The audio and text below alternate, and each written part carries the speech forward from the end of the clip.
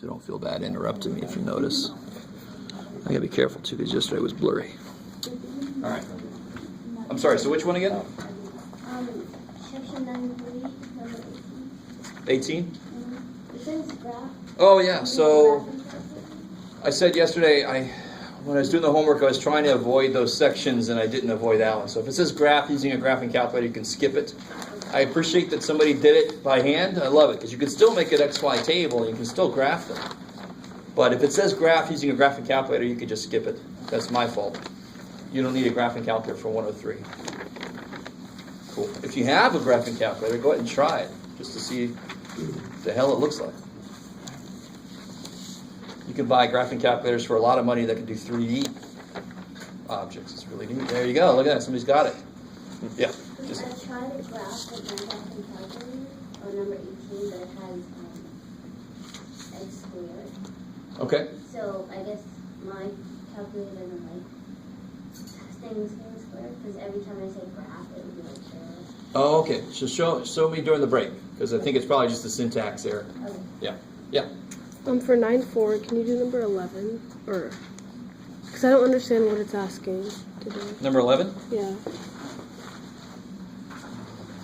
So 9.4, that was the systems of equations. Yeah, graphically, I don't know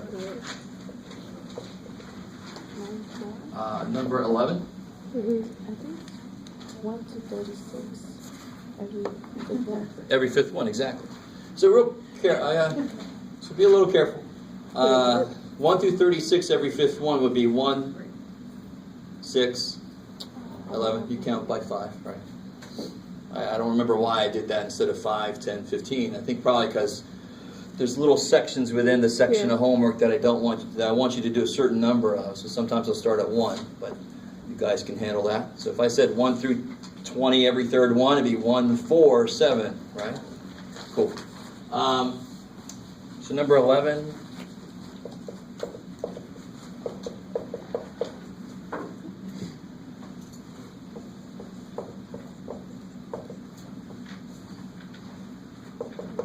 All right, so one of these is not in a very good form for graphic because this says solve graphically. So if you solve this using elimination, if you solve this using substitution, that's nice, but I'm going to make you redo it because it says to do it graphically, right? So what does it mean to solve a system of equations graphically? What do you have to do? Yeah, and the reason you want to do that is because I want to graph. These two are, what are they graphically? Lines. So if I graph both of these lines, I can see where they do what? Where they meet. Cool. Wherever they meet is an answer. So they could have one answer. They could have parallel lines would have how many answers? How many times do parallel lines meet? 0. Never. Right? So that would be no solution. Or they could be right on top of each other. Which is an identity, yeah. Which means how many answers would there be? Infinite. Good, because how many times do they meet? Everywhere. So the answer would actually be all the points on this line. Because the answer is always the point or points where they meet. So it could be one answer, this point, no answers, or infinite answers. All the points on the line is where they meet, right? So somehow it's going to tie into this. Which one of these is not in the right form? Yeah, stupid little number 2. What do I have to do with number 2? Multiply it by 5. Yeah, in fact, I'm going to be a little bit smarter about it because I have a fraction in there. Division by 2 is multiplication by 1/2. So just cut everything in half so I get y equals.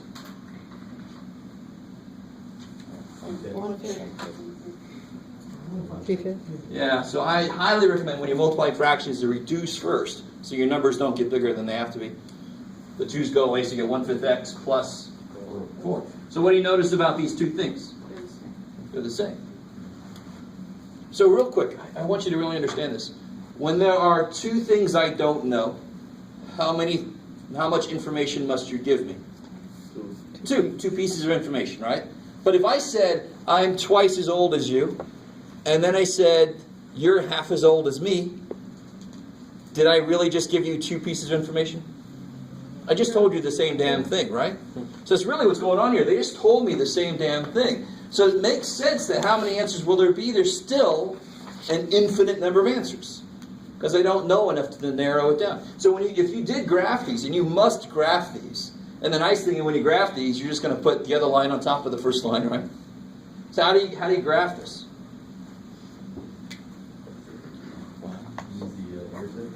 Yeah, what's the y-intercept? 4. So if y-intercept's 4, what's the slope? Yeah, up 1 over 5. So there's that one. And now I'm going to graph the other one. Done. So then you say, where do they meet? So if you say infinite number of solutions, that's okay, I'll take it. But really, you have to tell me what the answer is and what are the answers. What points do they meet at? All the points that are where? So if you say that, it's even more beautiful. I'll get a little tear. So the answer is all points on y equals 1/5 x plus 4. Why is that the answer? Because the answer is always the point or points where they meet. And those lines meet at every point on the line. But the reason there's still an infinite number of answers is because they didn't really give me 2 pieces of information.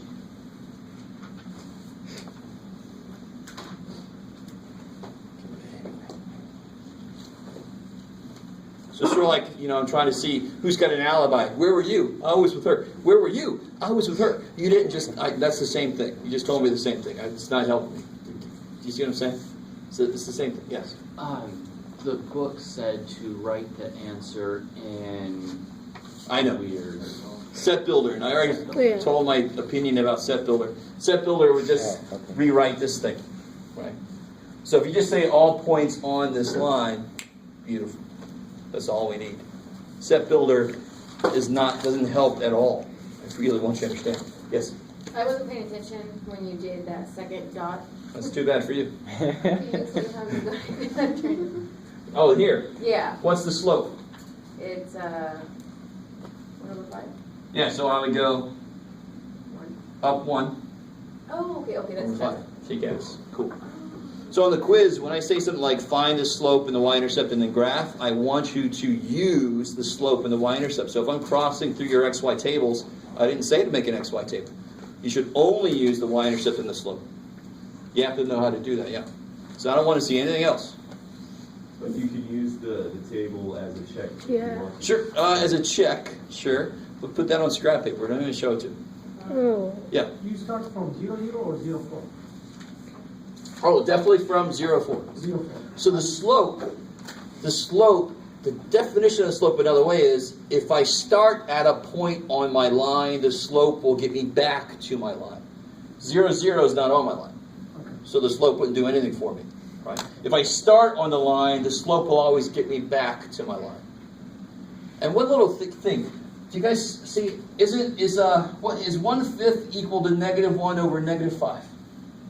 Yeah. Yes. So I could look at this as go down 1, back 5. And there you go. Right? Give me a little board license, not straight to screw. So I can go up 1 over 5 or down 1, back 5, because they both are 1/5. Cool.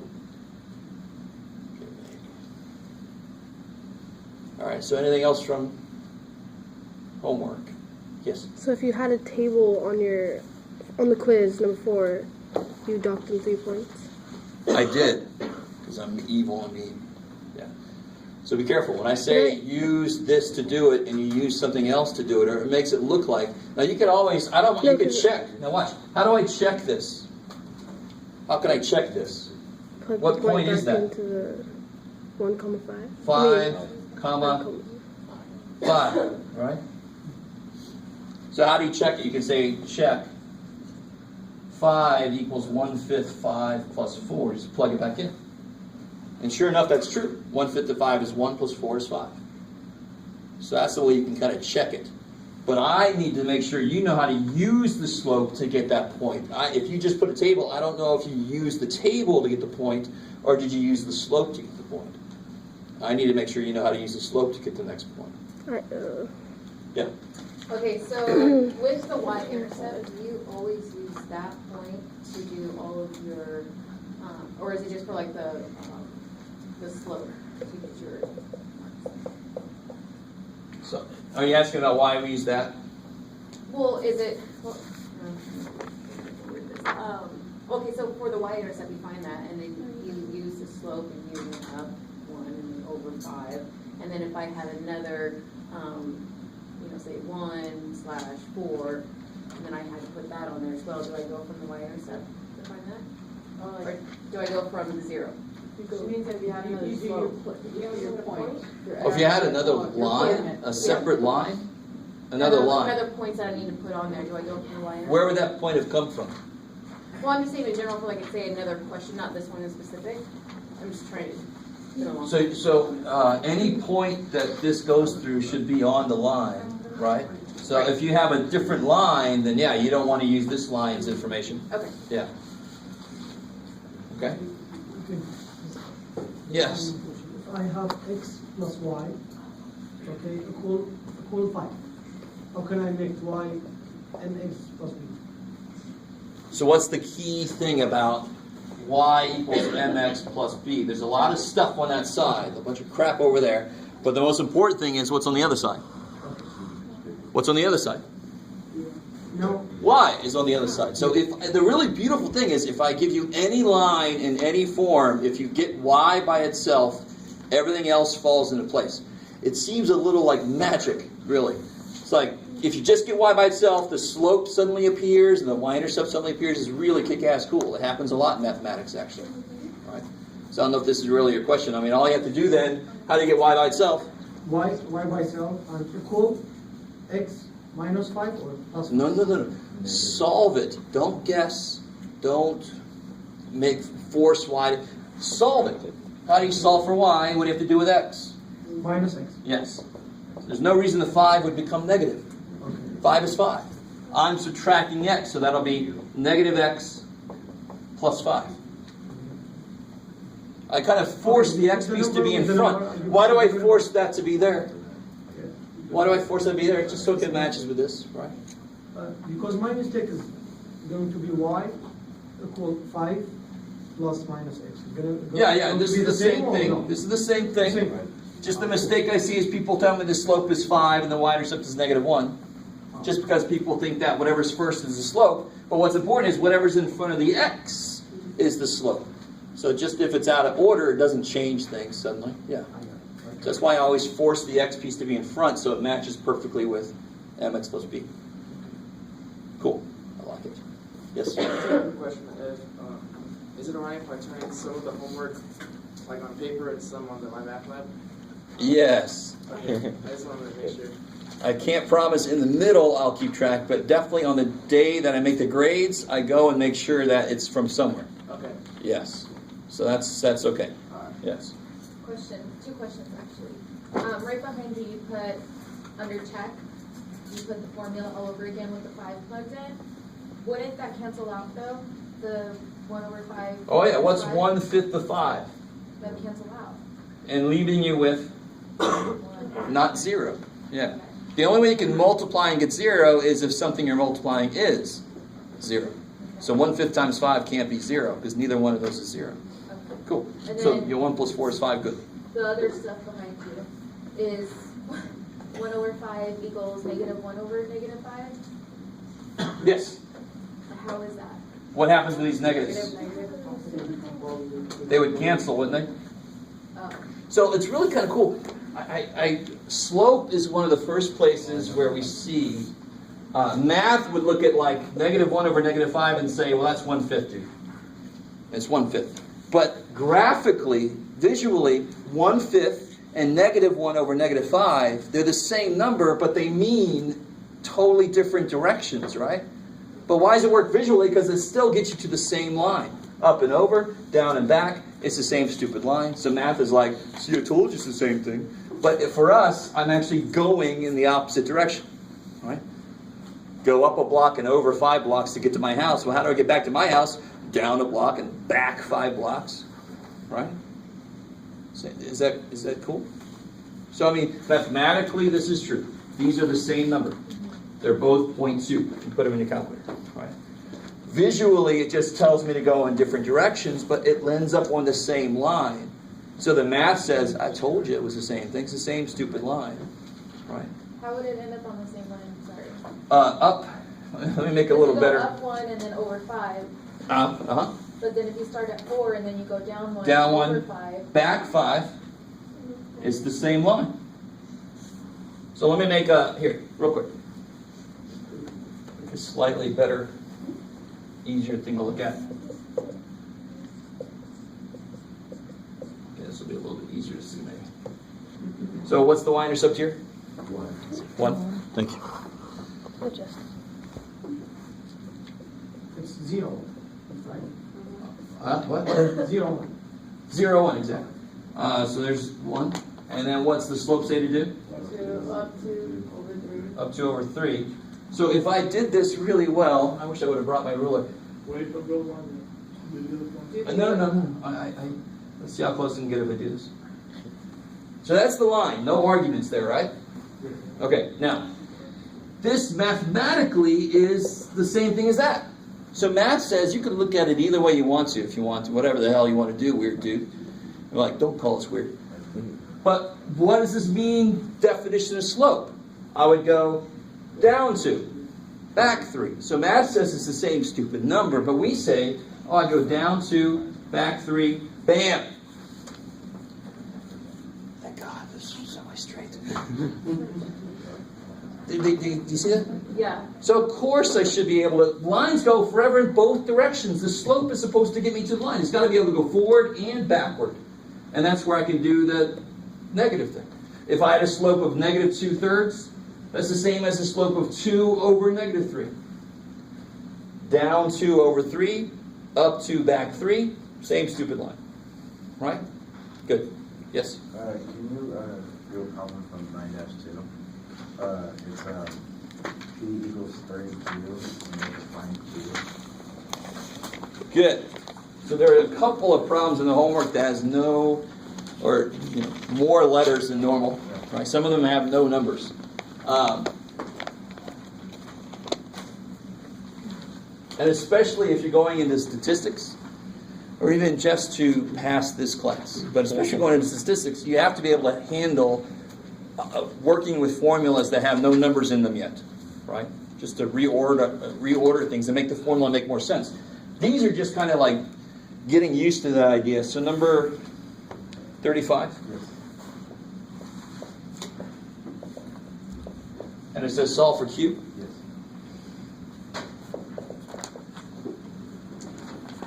So how would you get Q by itself? Why is Q not by itself? What's with the Q? The 30. The 30. What's the 30 doing to the Q? Multiply. So what do I do to kill it? Divide. The opposite. Yeah, so if I divide by 30, I get Q by itself. Okay. Don't let it be any more than that. That's it. That's all the idea. Y is what it is you were trying to get alone. Why is it not alone yet? Do the opposite. Right? That's the idea. So it's P over 30. Yes.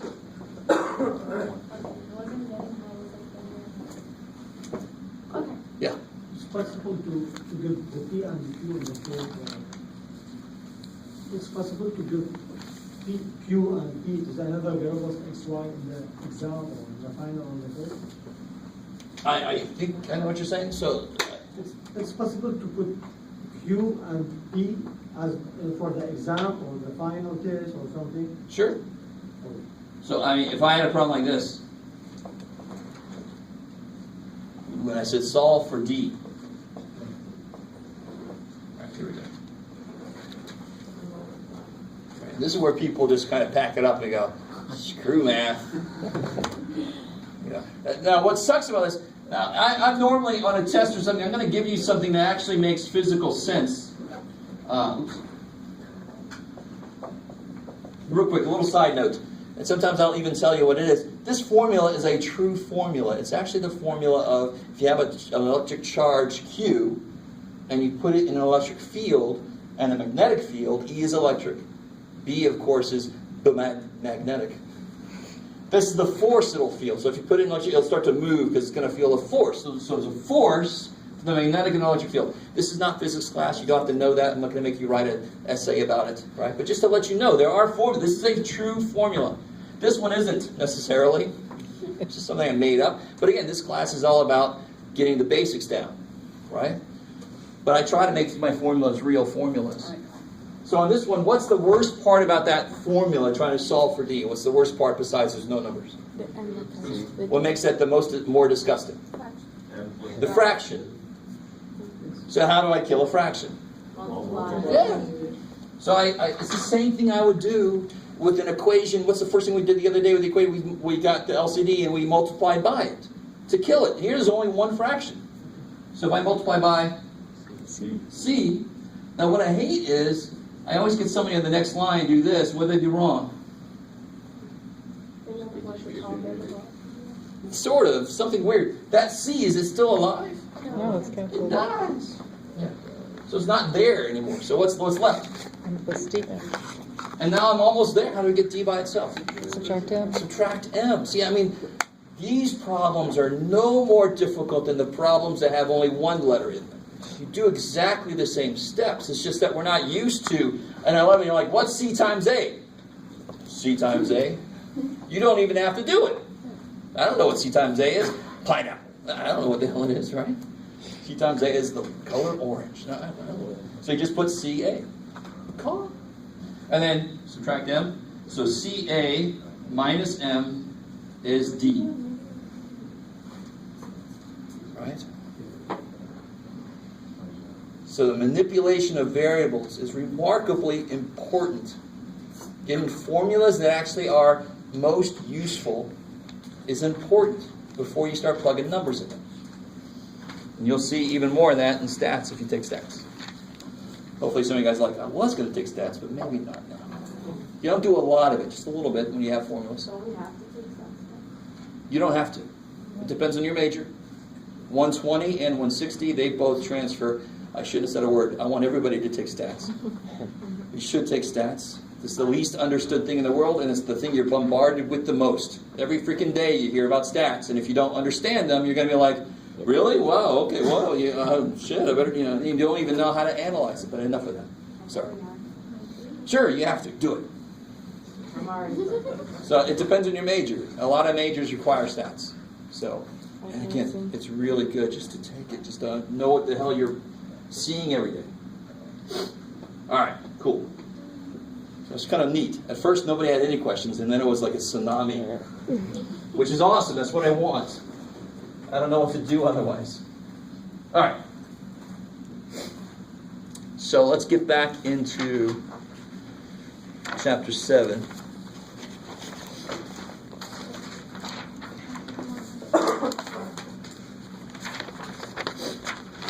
So we did like just barely a little bit, just so I could feel better about myself. I didn't want to let you leave yesterday without getting to 7. So what we did yesterday was we talked, the whole idea of chapter 7 is looking at fractions, but these fractions are created by using expressions.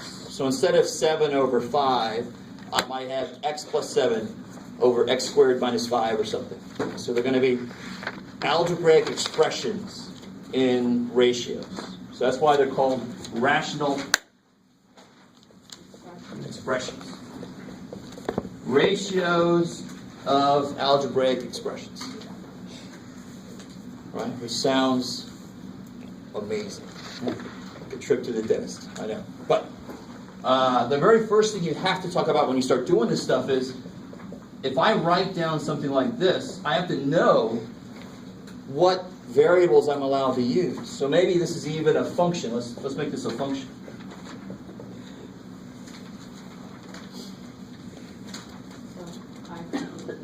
So, okay, so for example, one thing I could ask you is, what's f of 1? And how do you do that? Yeah, the beautiful thing about function notation is it's just substitution. Wherever there's an x, I'm going to put now a 1. So it'll be 1 over 1 negative. Six. So you make it negative 1/6. I like it. So it looks like 1 works. So how do I figure out what value won't work? So I might ask you, what's the domain? Domain is just the set of all x values that I'm allowed to use. Yeah, why not? In fact, say in English, just tell me in English the general idea. If I have a top and a bottom, what can't happen? To have 0 on the bottom. The bottom can't be 0. All right, so in English, the bottom can't be 0. All right, here's English. Now translate in the Mathish. The bottom, what is the bottom? X minus 7. Can't be. Does not Can't equal. be. What symbol? The equal sign with the slash. Good. Not equal to 0. 0. And then solve for x. So anytime, now here's a, see it when I slow down? Because they talk fast normally. When I slow down, that's a big note you should take. Anytime they ask you for the domain of a function, if you can say it in English, translate what you just said into Mathish, and then solve. All the damn time. It's insane. So we're going to see other functions throughout the semester. When I ask you for the domain, you just say in English what can't happen, and you write it down. Yes? So that would be an acceptable answer? No. Solve for x. Equals 7. Add 7. Add 7. So x cannot be 7. So that would be an acceptable So answer. you don't have to do like an interval notation? No. So- If you, I don't care too much about that. But here, if you wanted to do, here's just to show you, because I think the book does this in some of the examples. This means that every single number works. And if every single number did work, it would be negative infinity to infinity. It would just be everything, right? All the way from negative infinity up to infinity. But I can't, I have to stop at 7, don't I? But then I want to keep going. So they say it's either these numbers, or, that's the math way of saying or. 7. So see, I look at this as saying skip 7. Negative infinity to infinity, skip 7. Right? Because 7 freaks me out. How are we doing there? But I'm cool with you just saying that. What's more important here is the idea instead of the representation of how to answer it. Yeah. These really mean exactly the same damn thing. And math, to tell you honestly, if you're a real mathematician, personally, it's like less time to write that. Normally math people are all about being very efficient. So screw that. That's much less time. Okay. All right. Not too bad. So what about this one here?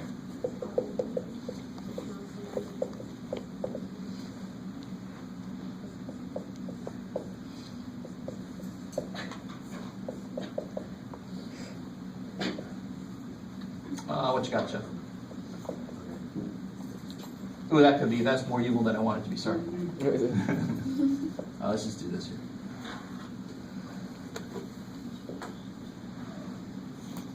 So let me ask you 2 questions on this one. What is g of what you got, Jeff? G of 5, and what is the domain? Solve it. Don't say anything for a little bit. Try it out yourself.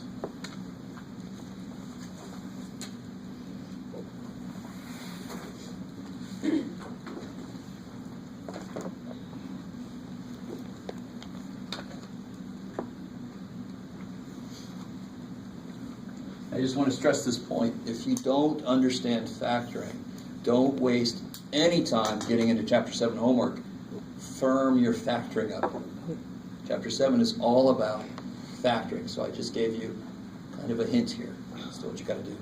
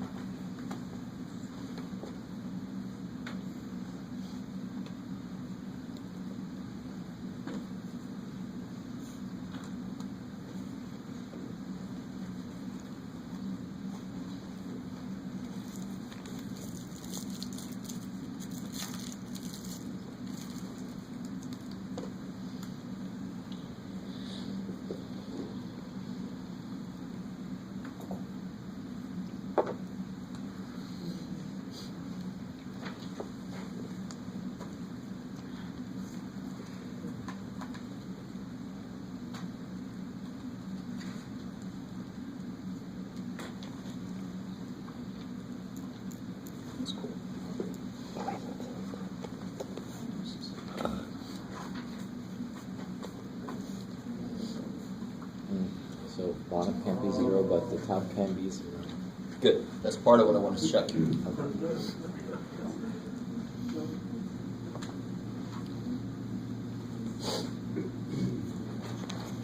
Somebody brought up a really good point. When I ask you what can't happen, this is all you told me, and this is true. That's the only thing that can't happen. So do I care about x minus 2? No. Don't say 2 is any part of any answer here, because the top could be 0 all day long. Excuse that. I'm still like stuck, so it's got to suck on something. So don't look at the top on this question when I ask you about the domain. Now, of course, part A, you've got to throw 5 in. So how does part A work? 5 minus 2 over 5 to the second minus 7x minus 7. Please do what you want. So it's 3. What's up? Sorry? Factor. You could, but on part A, I just got to throw a 5 in. This question doesn't care what form that's in. You could factor first. You'll get the same exact answer. Doesn't care what form it's in, because either way it's the same thing. So you get the same answer here. So on the top I get 3. On the bottom I get 25 minus 35. Negative 10. Yeah, good. She's like, just get to the point. And then what can you do with 3 over negative 18? 1 over 3 out of that is 1. So the negative's still there, right? Negative 1/6. I don't know. That's really freaking me out. That I didn't make that happen. It just happened. I could have taken credit for that, but no, I didn't. And then how do you do the domain? Still the same statement here. Anything that's rational, the bottom can't be 0. So what's the bottom? Can't be 0. And how do you solve that? Yeah, get a factor, right? And how do you factor this thing? Yeah, anytime these are off by 1, the only thing that could possibly be the answer is the last thing, comma 1, or right? So it's 8 and 1. So it'll be x minus 8, because it's going to come out negative, x plus 1. So x can't be 8 or negative 1. 8, x can't be negative 1. I like it. Be really careful. I probably won't take points off, but if you say x equals 8, x equals negative 1, you're telling me that's the only things you're allowed to use. The domain says, what am I allowed to use? So if you say this, that doesn't make any damn sense. You mean to say you can't use these, anything else is fine. There's little technical details, but this is math. You should expect that. So then how does that relate to the negative 1/6? Not at all. In no way at all. Okay. So why, looking back, the only way it sort of relates is, why did I know I could ask you this question and it wouldn't freak out? Because the only 2 values that I could put in here that would make it freak out are Those 2. 8 and negative 1. So G of 5 should come out to a completely valid answer. If I said G of 8, you would have ended up with something that is Undetermined. undefined. Undefined. Real quick, since that came up, stay with me now. So we got this here? Yeah. Sure.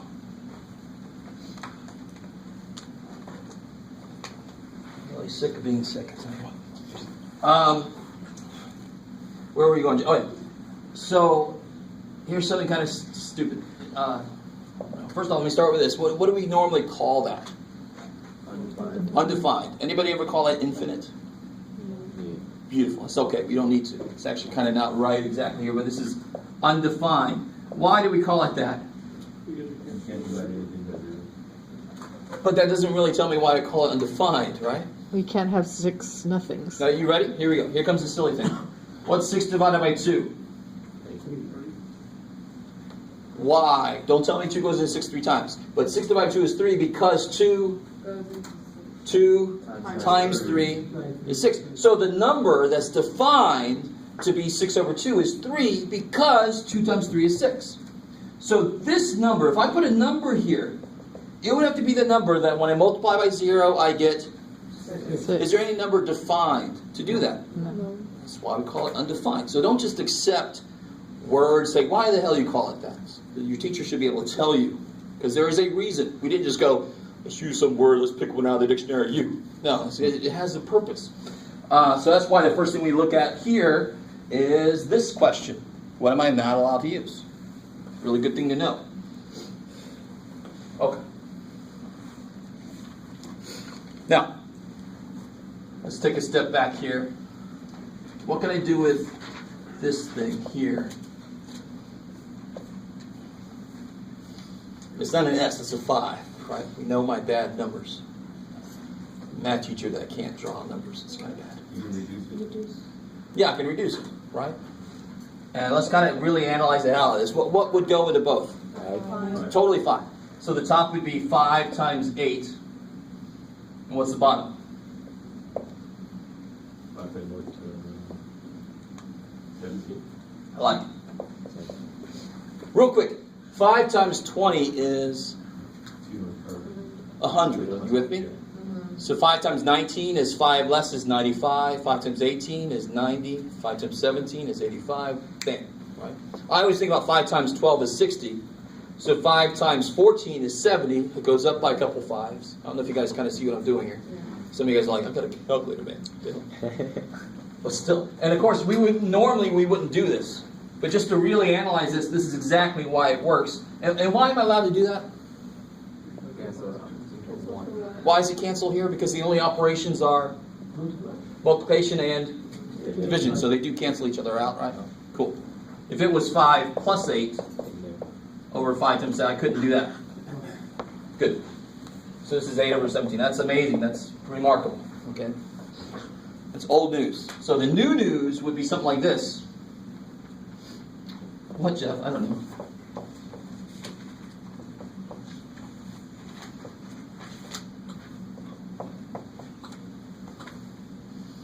So now you see why I did it this way. What did I do from here to here? I factored that. So of course, these are just numbers. They're numbers I don't know, but how do I reduce them? The same way I reduce numbers.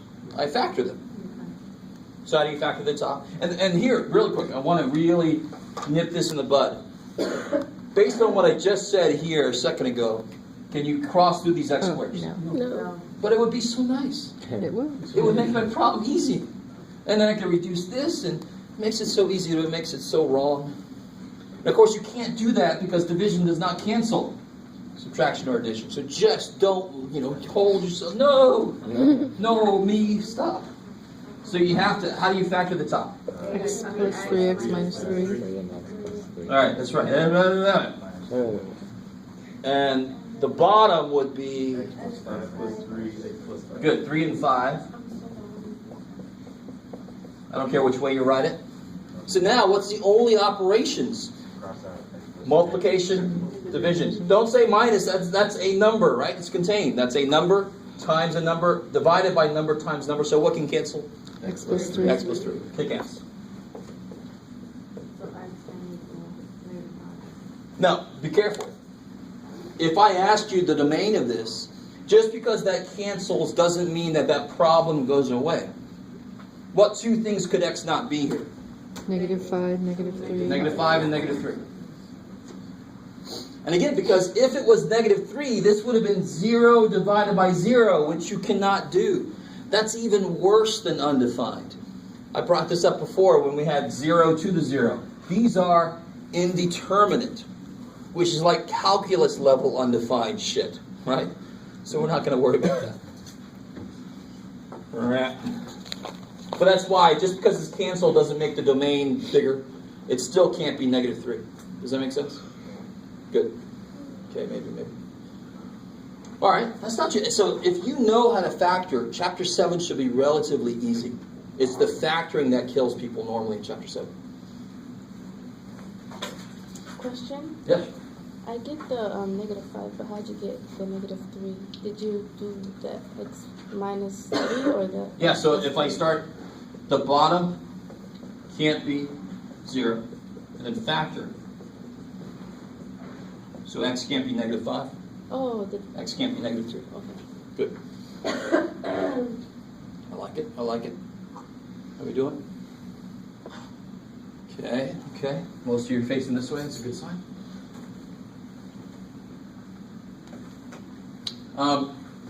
So watch this. This is like the next level up. Yeah, that's too easy. Let's do some hard. What about this here? Oh, let's go back a step in time here. What if I had, what you got, John? 27 over 32 times 10 over 81. I really kind of want to nip this in the bud too, because I see way too many people doing 270 over whatever the hell that is, right? That's crazy. My God, you're making these huge ass numbers that you didn't have to reduce. I'd much rather reduce right now when it's easy. So what goes into, can I reduce this way? No.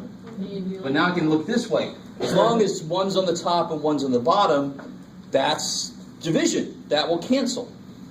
Can you do like 9 times 9 or 81 and then, yeah? Sure, you could. See where I'm going? Yes, totally. Yeah, okay. So here, and some of you guys might realize you can go a little deeper with this, but we'll start here. So if I get 9 times 9 is 81. 9 times 3 is 27, so what cancels? 9. No. But then what about 3 and 9? No. Yes. So you do 1 over 3, right? 1, 3. How we doing so far? So what about this way? Are we all cool? Nothing major there. Don't let this be a major thing. It's not a big deal. 10 and 32, what goes in above? 2. Yeah, so I get 16? Fine. Anything else reduce anywhere up and down? No. So then on the top I get 5. On the bottom I get 48. And I know I'm done. No need to even think about that, because the pieces couldn't cancel, the whole damn thing can't cancel. That's beautiful. Right. Okay, maybe. Yeah, like I wouldn't say beautiful, Jeff, but okay. All right, so that's old news. That's actually old news. The new news, of course, would be now I have something like this. Stay with me. Oh, what you got, Jeff? I don't know, man.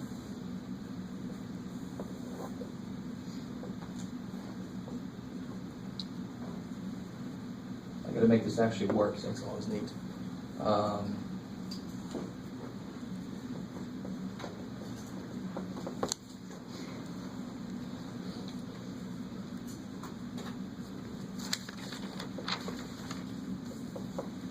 Sure. I like it. Freaky stuff.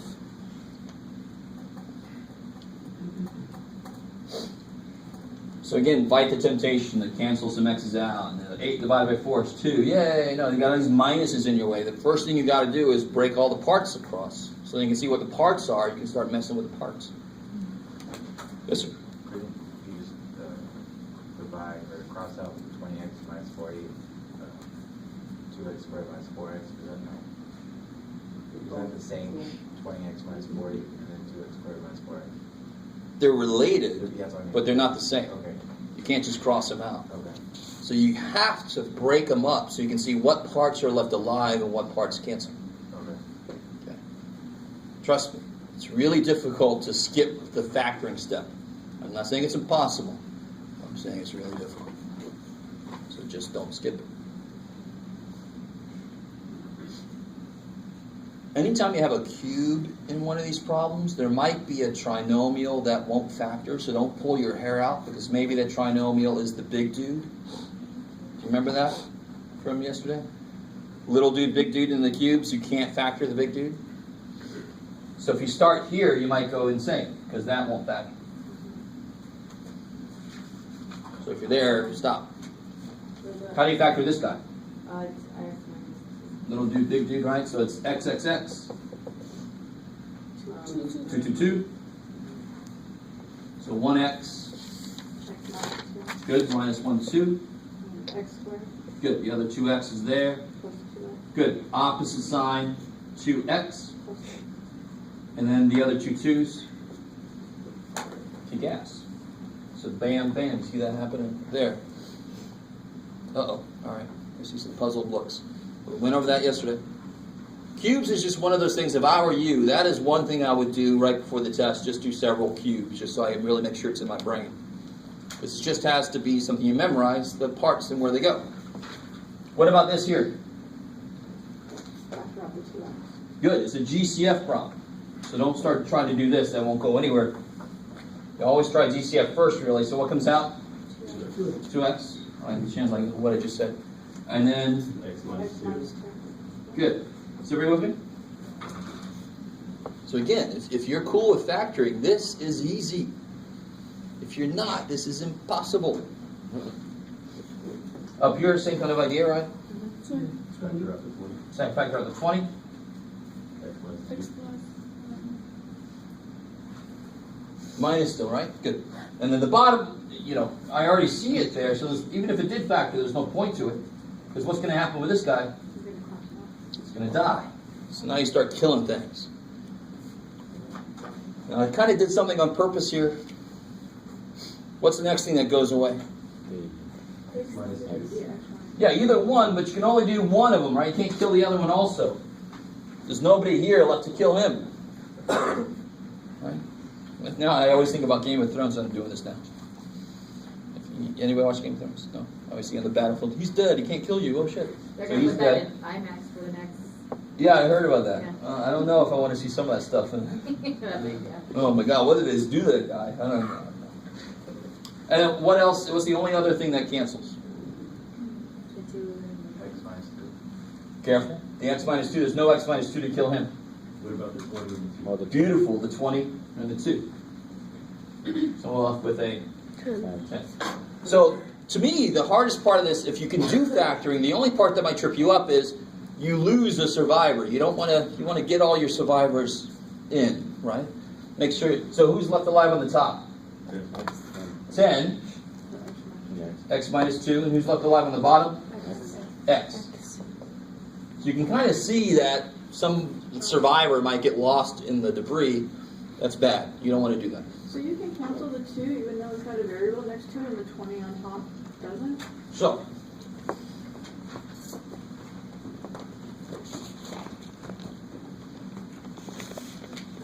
what can I do with this? Reduce. There's 2 times 10 over 2 times 4, right? For example, I know you can go even further, but those 2's go away. But if I just put an X here instead of 4, it's still 2 times 10 over 2 times some number. It's going to cancel exactly the same way. Because a 2 next to an X is what operation? And the division's going to cancel it. It's when you start doing stuff like this that I get worried. Right? That subtraction of a 2 can't touch this guy. They're not like terms. That's multiplication, division, subtraction can't cancel, any of that kind of stuff. But this is division and multiplication. Beautiful. They'll kill each other all day. They don't like each other. It's actually very Freudian because they're actually the same thing. So you get into the whole psychology of it, but no, I won't. Blah, blah, blah, blah, blah. So how are we doing so far? And to be honest, what I just did was I transitioned to section 7.2 because I'm like that. Section 7.2 is just adding on that there might be another term here, and then you just factor everything and dot, kill, kill, kill. Right? You don't like a lot of violence? That's too bad. So the only other thing they can do to you, somebody remind me, what would I do with this here?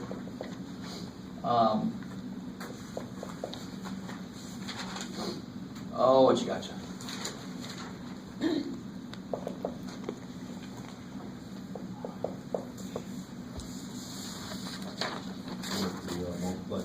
Beautiful. So when you divide fractions, you multiply by the reciprocal of the second dude.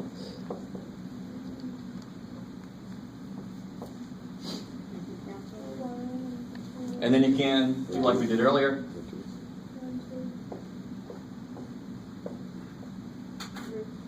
So then the answer is 2/3. Easy enough. Real quick side note. Do you know why you multiply by the reciprocal?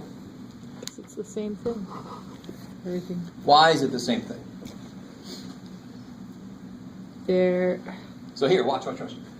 Another way to write, if I really wanted to write this in a truly disgusting way, now just stay with me. This is totally unnecessary as far as how to do this. That problem's done. So if you want to look away, I don't blame you too much, but I really want you to understand why this works. I could not write this as 14/39 divided by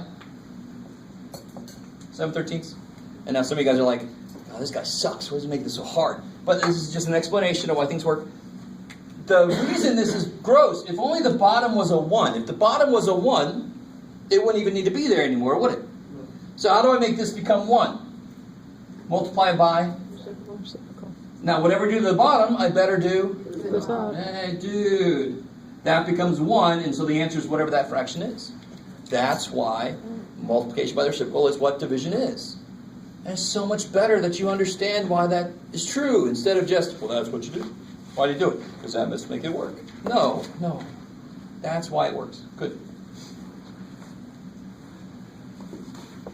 So, obviously, I actually don't feel like doing another problem. If I would have started this as divided by that, your first step would be multiplied by the reciprocal. So a division problem is no different from a multiplication problem. Your first step is just reciprocate the second dude, and then attack it, right? So if you're able to do this, you're able to do the division problem. Just flip that guy and then go. How we doing so far? Semi-good, okay. I'm trying to get up to a point, and then I have the review exercises from the book. I'm going to pass out, let you guys do some problems, so I can shut up for a little bit. I'm trying to get to a certain point before I let you guys try some stuff. I want to do one more thing.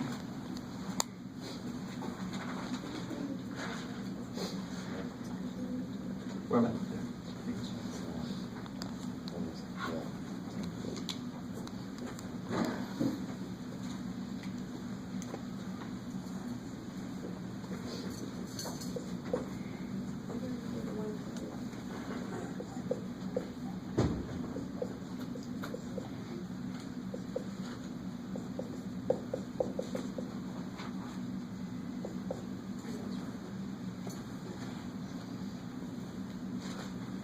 So anytime you try to add or subtract fractions, what must be true before you can do it? Denominator has to be the same. The denominator has to be the same. That really just makes it like terms. If I have 3/4 plus 1/4, that's like 3x plus 1x. They're like terms. 3/4 plus 1/8 is like 3x plus 1y. They're not like terms. Shit. So if I make them LCD, what's really nice about this problem then? So already LCD, kick ass. So what's the answer?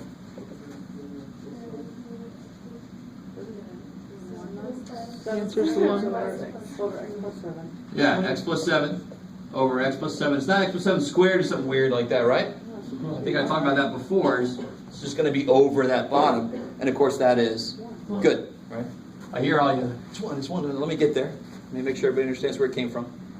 So just like any fraction problem, you make an LCD if it's not already. And then what's the very last thing you have to do when you combine those is see if it reduces. Kick ass. So let me have you guys do some stuff, and then we'll take a break. Let me see. So if you don't have a book, raise your hand when I get to your row. This is on page, oh shoot. It's the review exercises in 7. I think it's page 497.